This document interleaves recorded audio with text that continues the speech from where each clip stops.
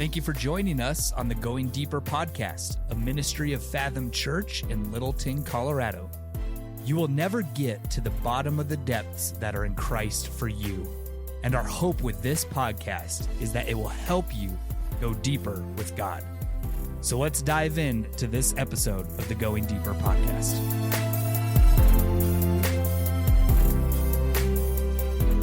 What's up, everyone? This is your host, Kyle Knight, and welcome to the Going Deeper podcast, a podcast where we just have conversations to hopefully help you go deeper in your relationship with God.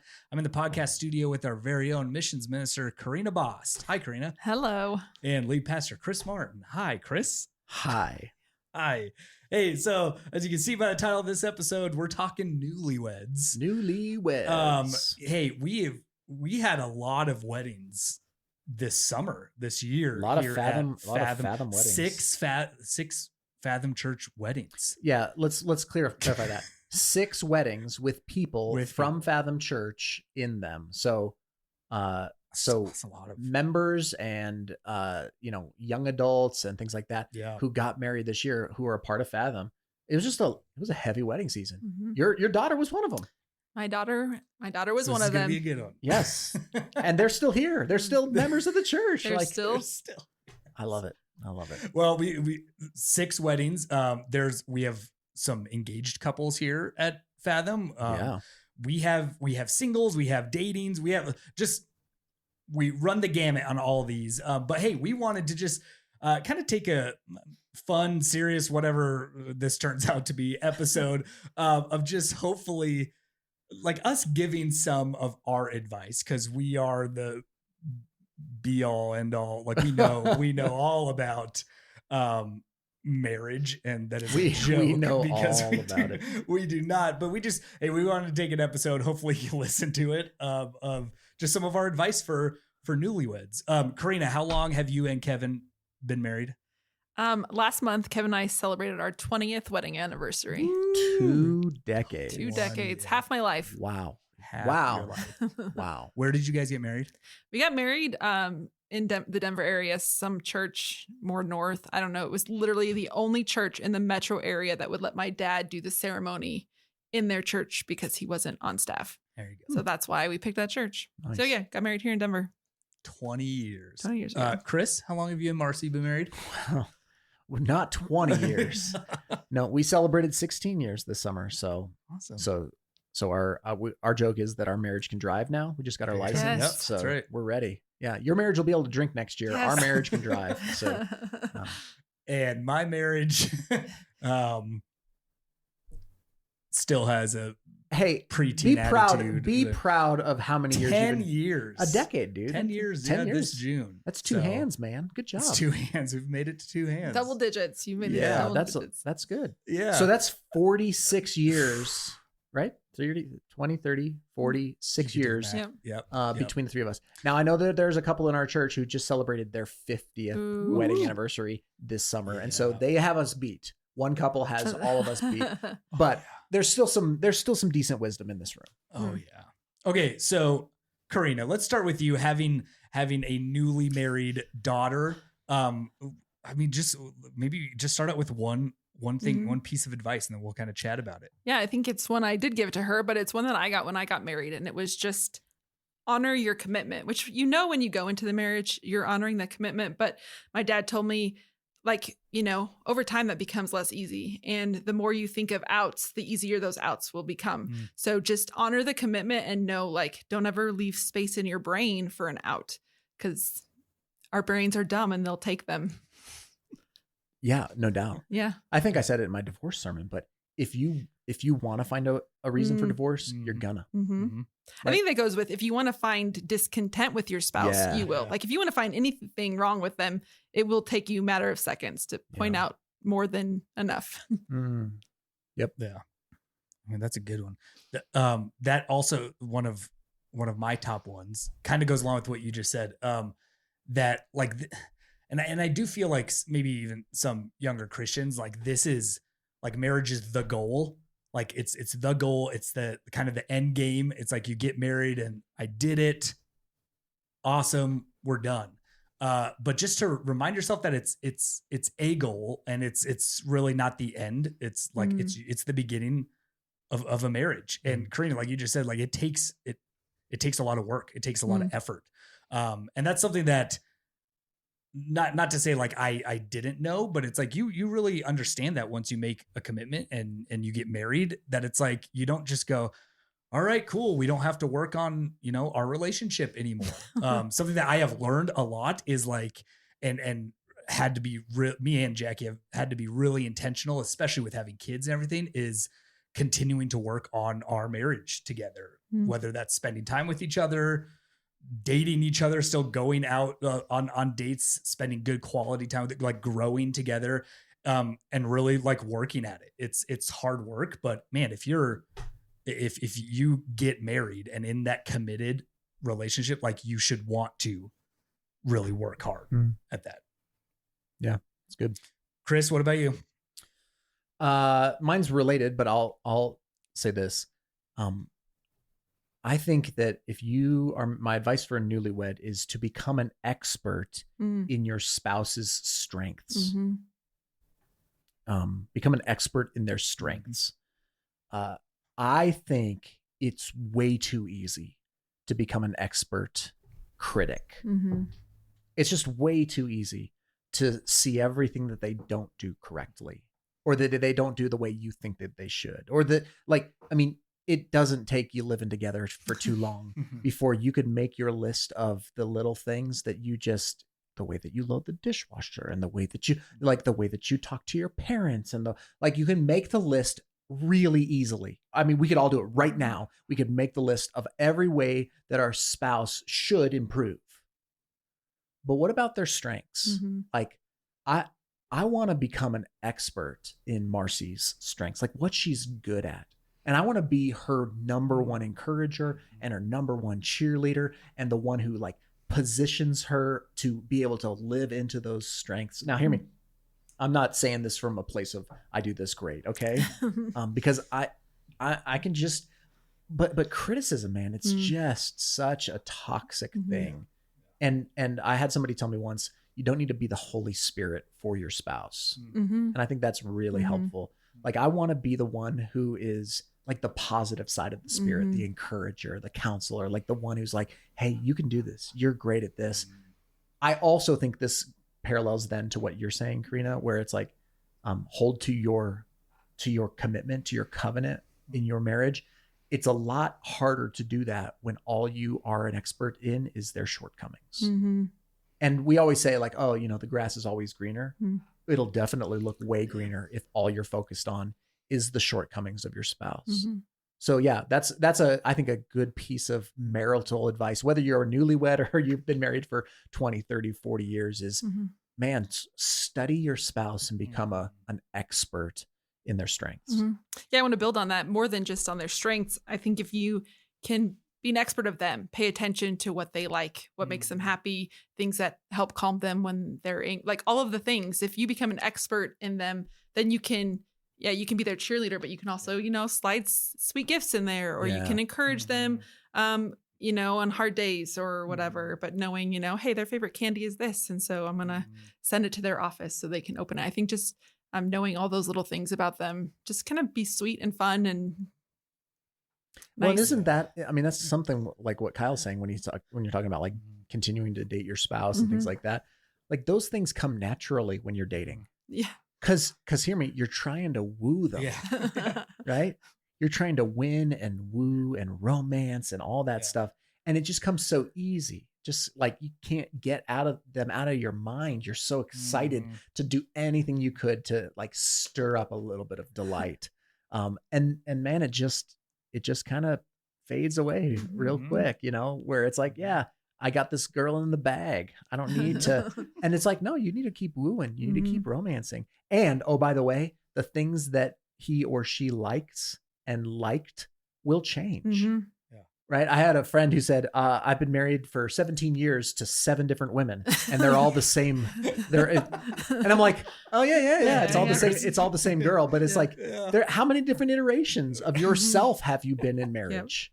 That's true. And that's the other piece too, is like, this isn't like once I learn it, I've got it down. Yeah. It's like a constant refresher course in who this person is and what makes them go. Yep.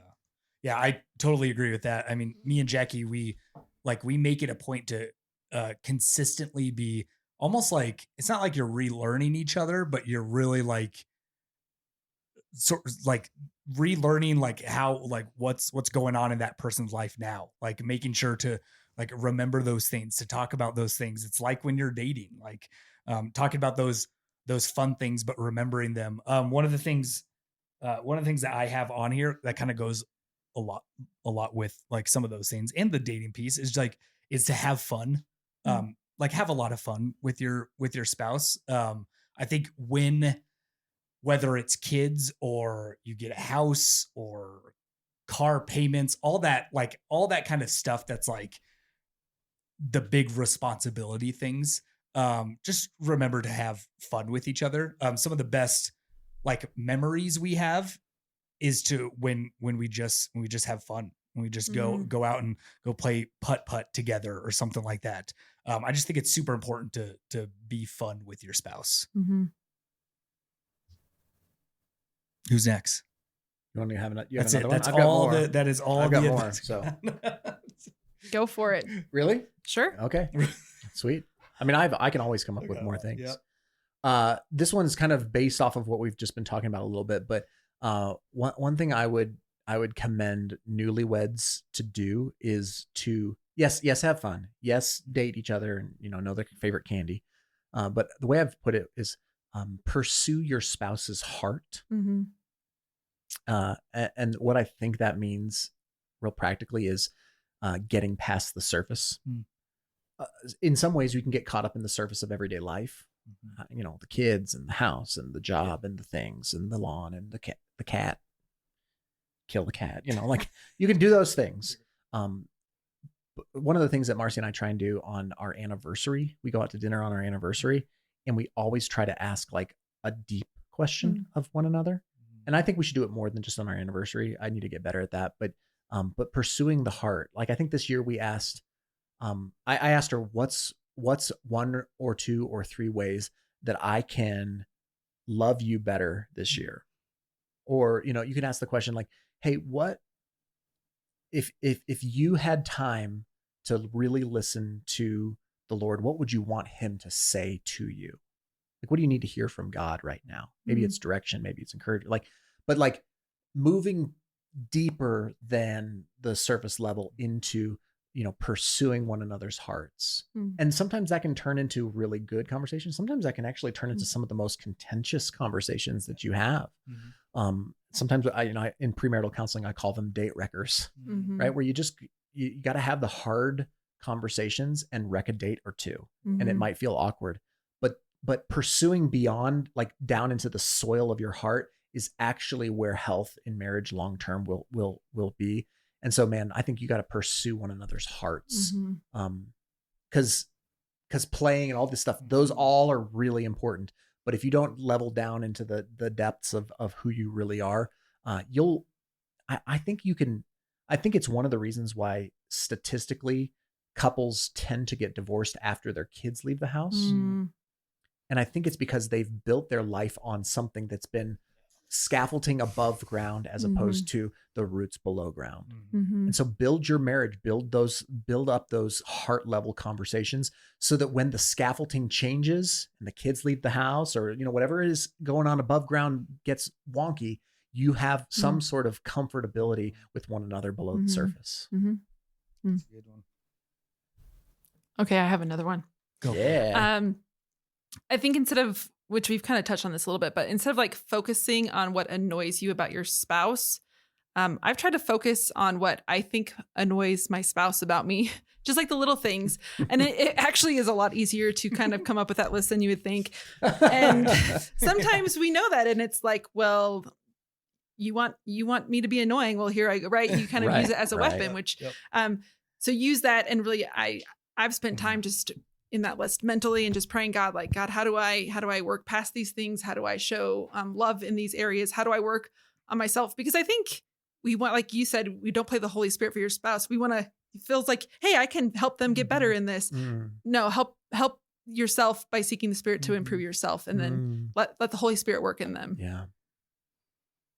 Yeah, that will always bear better fruit. It will always bear better fruit than you trying to nag your spouse into doing something that you I mean, the Bible talks about that. Proverbs says, hey, it'd be better to live in the desert. Like, go die without water and in heat exhaustion than to have a nagging spouse. Like, yeah, okay. Better to like live on your roof in the rain than have a nagging spouse. Yeah, okay, good. Love it. One of the things I have written down is boundaries. And for us, I mean, it looks different for every couple. For us, I specifically mean boundaries with like in-laws and families. You know, and for us, almost all of our family is in the state, which is great, which is awesome. We don't have to go too far for holidays to see people, but that brings up a lot of boundary issues every now and then. Just whether it's my family or her family, it doesn't really matter, but it's just honoring, like kind of clearly explaining those boundaries and honoring your spouse's boundaries with like your family time, with her family time, but just knowing that, like, you know, we might want, one of us might want more family time than the other one might be kind of burnt out with family time, and just to kind of know where each other stands before you even just go and hang out with family and that kind of stuff, and to know where boundaries are. But also to go along with that is really just honoring your spouse with boundaries of like, of what y'all talk about when it's just like you two, and having those boundaries of like, not going and telling your mom or your parents something that your spouse said that they might not want you to say. Just kind of those things that you might think are really small, that you're like, oh, well, yeah, we had this conversation, but I told my parents about it when like a struggle that we're having or something like that. And that could just be really hurtful to the other spouse of like, hey, like we need to talk about what do we not, tell other family members or just go and talk. And so that's something that me and Jackie have really worked on. And it is just being honoring to each other about what we talk about with each of our parents, really. How about we expand that then and say, what advice do we give to newlyweds when it comes to boundaries with friends or acquaintances of the opposite gender? Okay. Because that was something I wrestled with when we first got married. So I'd love to know what you guys think about that. This could be a whole nother podcast. Okay. Right. But just like real quick, like, I mean, we know, everybody knows famously about the Billy Graham rule, and like he never rode in an elevator or whatever with a woman, that kind of stuff. So like, what's your advice to a newlywed couple where, listen, before they got married, they probably had friends that were of the opposite gender, and maybe good friends. And how does that look once you're married? Does it change? Should it change? Might it always change? Maybe not always. I mean, let's wrestle with that a little bit. I think it should change. I mean, you're just the way you live your life changes. When you're single, you have a lot more time, your schedule, like there's just so many pieces about once you become married that just shift a little bit. And the dual responsibilities in a household and all that. But also at the same time, I don't think it's really practical to never ride in an elevator with someone. Right. I mean, or just, I found myself at work with really good friends of, the opposite sex, and we had to run errands together. Like there's just things that happen. So I think it's probably wiser to set up boundaries within how you handle those situations, as opposed to like, hey, we're just going to put them off the table. Right. Which everyone does it differently. I think you've mentioned that you do phone calls before and after. Was that you? Yeah. I mean, just because the nature of my job is that I do meet with women. We have women on staff. We have women who come for care and counsel at the church, things like that. And so I just have some basic ground rules that Marcy has access to my calendar. I tried to have meetings at the office with women with the door open, with other people in the office, that there's other staff around. I mean, just basic things to the essence of the Billy Graham rule is, First of all, not putting yourself in a position where you might slip, but also not giving off the appearance of, I mean, it's that above reproach thing of not giving off the appearance of some sort of impropriety where there might be an accusation, whether founded or unfounded. And so and there have been different seasons. So like when I did youth ministry, I didn't meet alone with girls. And that's just, and I think that's a good rule I was a young man in ministry, and teenage girls sometimes are very, clingy and can become impressionable and actually can really identify with a male volunteer, a male leader that can be really unhealthy. And so just trying to set and model healthy boundaries in different areas and different arenas. I think there's some good rules, but I also like back to the marriage thing, like a newlywed thing. I think if you are unmarried and you have friends of the opposite gender and then you get married, I think your friendships with those people, it's a necessity that they change at some level. At some level. I don't think it's business as usual because you are no longer your own. You have been united to another. And you are one flesh with that person. And it just changes. It just changes. Now that might be that, hey, we as a couple can be friends with this person or something like that. But I think that stuff changes when you get married. And I think it's a bit naive to believe that it doesn't. Right?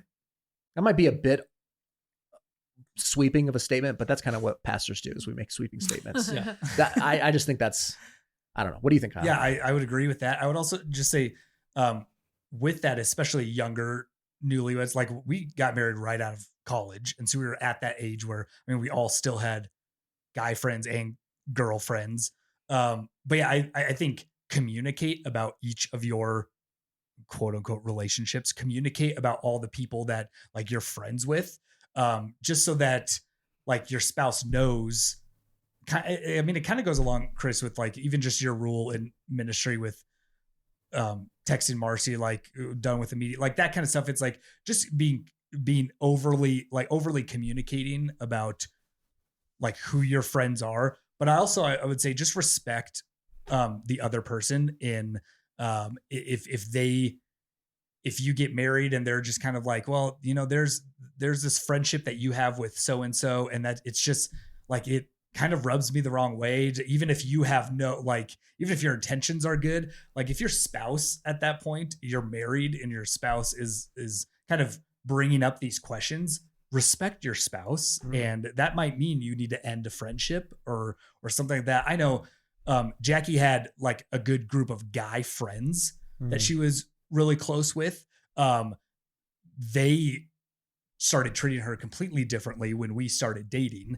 And I was like, yeah, there's a reason why, Jackie. And they became not good friends to her. And so she realized that after a lot of communication. She was sad about that, but she broke ties with a lot of those because she knew you're right, like it changes. Like it's got to change. And so I just think over communication with all your relationships, all your friendships, and then just respecting your spouse. If something is brought up and if there's a concern or whatever like that, then I mean, you're married. And so go with your spouse.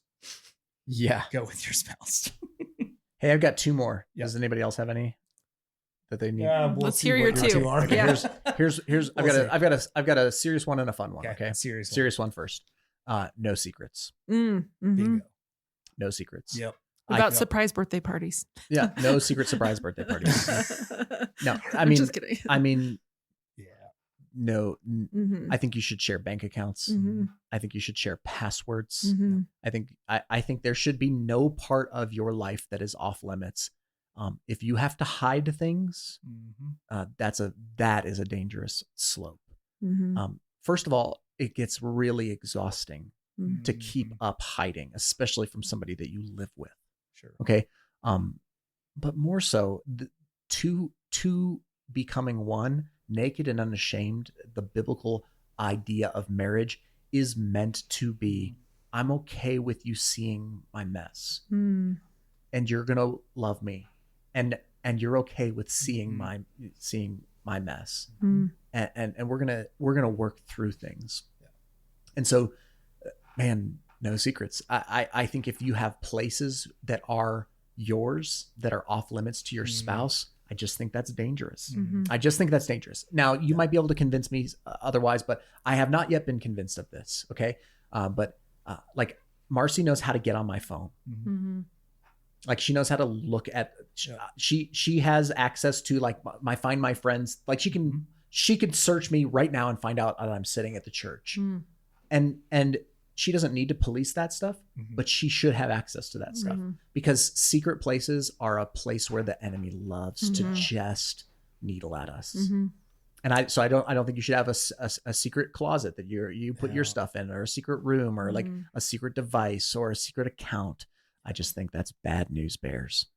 Well, and especially I know all ages have social media now, but especially like the younger generation who's like just getting married and everything like that. I mean, everybody has their social media accounts and everything like that. Like that can be super dangerous. Yeah. So yeah, no secrets. I totally agree with that. What was your fun one? You want the fun one? Let's hear the fun here's one. my fun one. This is to wrap it up. This is it.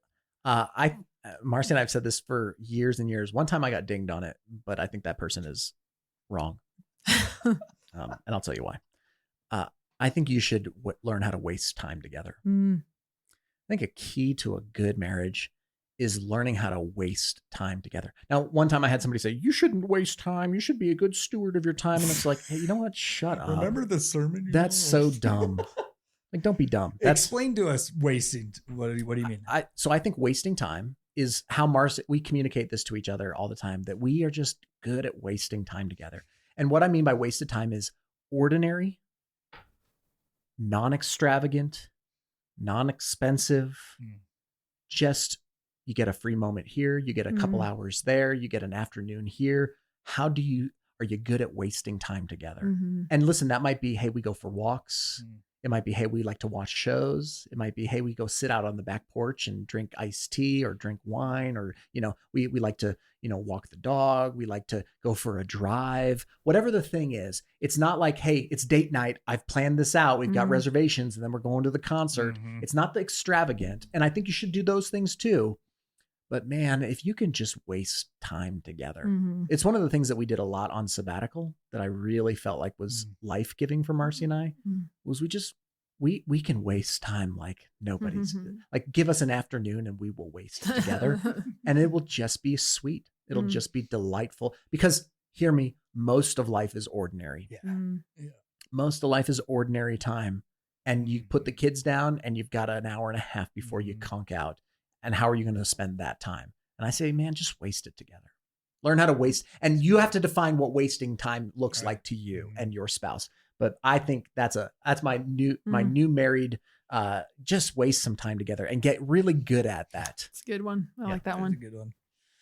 Karina, do you have anything last? No, just go waste some time. Apparently, that's what.